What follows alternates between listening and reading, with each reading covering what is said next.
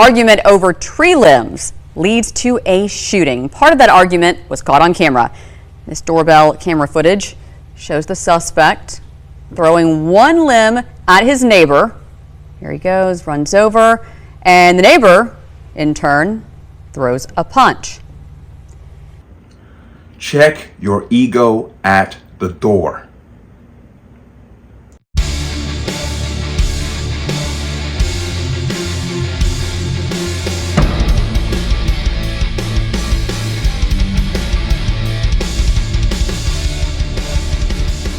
Welcome to another installment of the Connecticut Gun Bench. Today's video is brought to you by P.A.N. Firearms, LLC. P.A.N. Firearms, the NRA certification of multifaceted gun training.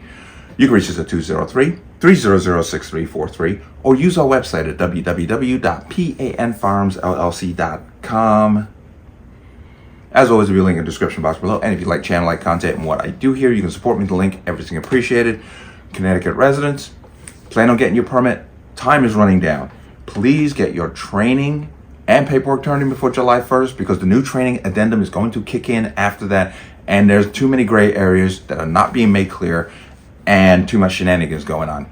If you have your permit, watch the expiration date. Don't let it expire. There's a link to the online renewal portal for the state of Connecticut for permits in the description box. Keep an eye on that. Let's talk about this. And this, as I said in the opening, check your ego at the door. The use of deadly force is not something to be wantonly thrown around when your feeling or your ego gets hurt.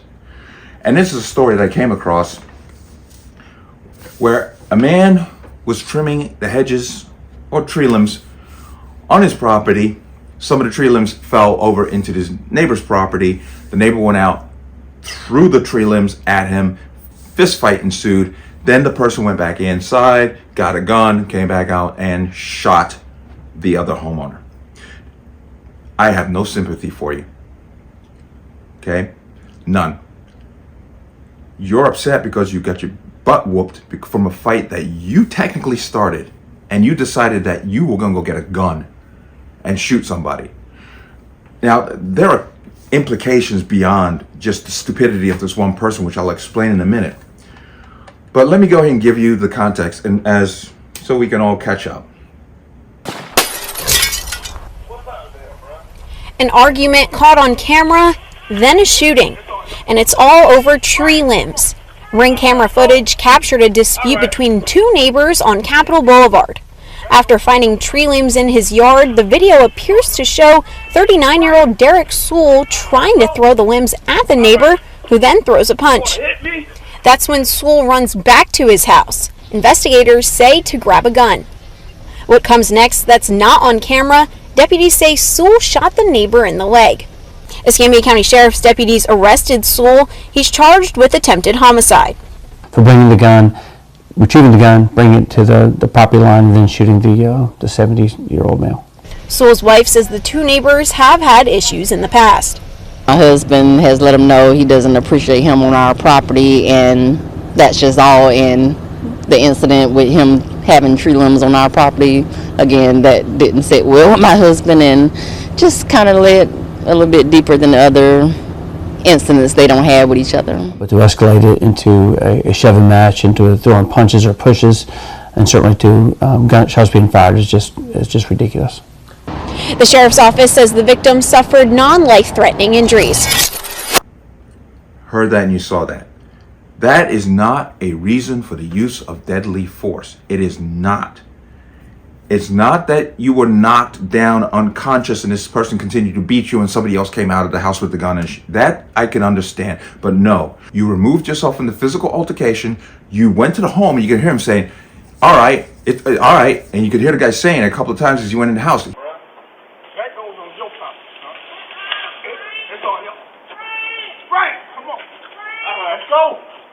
All right. You want to hit me? And you got some soft ass hit. He had every intention of going in there. He was going to get a gun, and he's going to come back and use it. And he did. And it's not the first time that this has happened.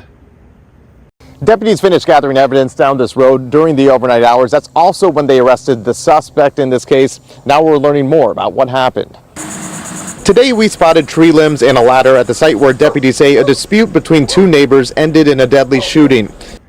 It's no excuse. People, when you own a firearm, you have to hold yourself to a higher standard. You have to let things go. I tell my students that all the time. Let it go. Your ego being bruised is not an excuse for deadly force, because he could have killed the guy, plain and simple. Now there's some stories, there's claims going back and forth that this has been an ongoing beef. All right, fine, they don't like each other, but that's not an excuse for deadly force. Check your ego at the door. Now, when I said larger implications, this is what I mean. The anti-gun crowd loves nothing more than to hold the entire gun community responsible for the criminal and stupid behavior of the minority.